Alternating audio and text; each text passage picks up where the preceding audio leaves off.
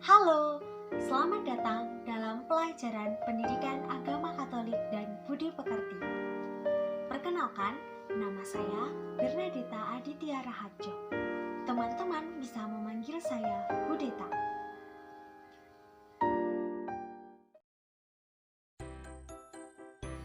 Pada kesempatan kali ini, saya akan memaparkan kompetensi inti, kompetensi dasar, dan materi kelas 8 semester 1.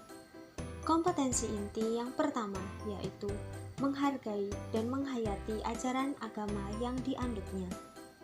Kompetensi inti yang kedua, menghargai dan menghayati perilaku jujur, disiplin, tanggung jawab, peduli, toleransi, gotong royong, santun, percaya diri dalam berinteraksi secara efektif dengan lingkungan sosial dan alam dalam jangkauan pergaulan dan keberadaannya.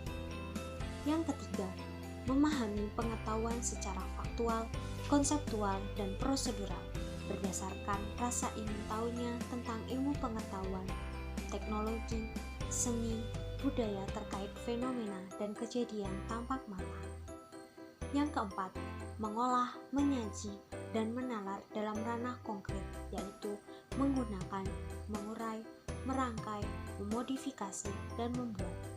Dan ranah abstrak, yaitu menulis, membaca, menghitung, menggambar, dan mengarang, sesuai dengan yang dipelajari di sekolah dan sumber lain yang sama dalam sudut pandang atau teori. Pada semester 1 ini, ada 4 kompetensi dasar yang akan kita pelajari bersama-sama. Untuk kompetensi dasar yang pertama, yaitu 1.1. Bersyukur atas kehadiran Yesus Kristus yang mewartakan kerajaan Allah melalui sabda dan tindakan. 2.1.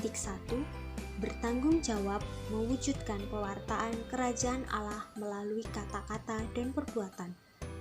3.1. Memahami Yesus Kristus sebagai Allah yang turun ke dunia untuk mewartakan kerajaan Allah melalui sabda dan tindakan. 4.1.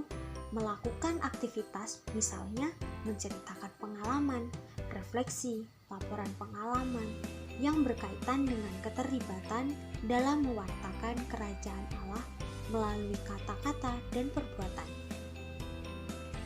Materi yang akan kita pelajari dalam kompetensi dasar ini yaitu ada 3. Yang pertama, Yesus pemenuhan janji Allah. Yang kedua, kerajaan Allah sebagai pokok pewartaan Yesus, dan yang terakhir atau yang ketiga yaitu Yesus mewartakan kerajaan Allah dengan sabda dan tindakan. Selanjutnya yaitu kompetensi dasar yang kedua. 1.2. Bersyukur atas panggilan dan perutusan Yesus Kristus untuk mewartakan kerajaan Allah. 2.2. Bertanggung jawab dalam menanggapi panggilan dan perutusan Yesus Kristus untuk mewartakan kerajaan Allah. 3.2. Memahami panggilan dan perutusan Yesus Kristus kepada murid-muridnya pada zaman sekarang demi mewujudkan kerajaan Allah. 4.2. Melakukan aktivitas, misalnya membuat refleksi, membuat laporan, yang berkaitan dengan pengalaman melaksanakan panggilan dan perutusan Yesus Kristus demi mewujudkan kerajaan Allah.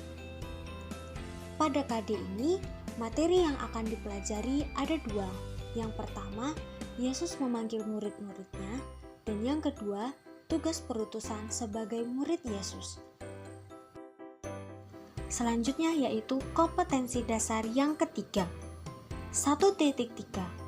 Bersyukur pada Allah sebagai wujud penghayatan akan makna sengsara, wafat, dan kebangkitan Yesus Kristus. 2.3. Peduli pada sesama untuk mewujudkan makna sengsara, wafat, dan kebangkitan Yesus Kristus sebagai puncak pewartaannya.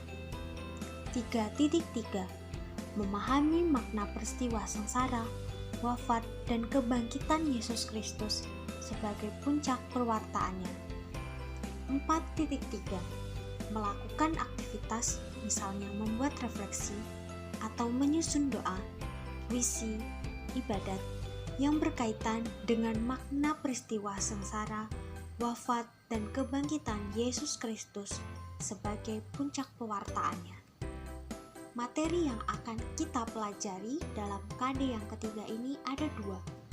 Yang pertama yaitu sengsara dan wafat Yesus, dan yang kedua adalah kebangkitan Yesus. Selanjutnya yaitu kompetensi dasar yang keempat. 1.4. Percaya akan Roh Kudus sebagai daya hidup gereja. 2.4. Santun dalam kehidupan menggereja sebagai wujud karya Roh Kudus. 3.4. Memahami peran Roh Kudus pada gereja perdana dan gereja masa kini. 4.4. Melakukan aktivitas, misalnya menyusun doa, puisi, membuat refleksi atau ibadat yang berkaitan dengan peran Roh Kudus pada gereja perdana dan gereja masa kini. Materi yang akan kita pelajari pada KD ini ada satu, yaitu Yesus mengutus Roh Kudus.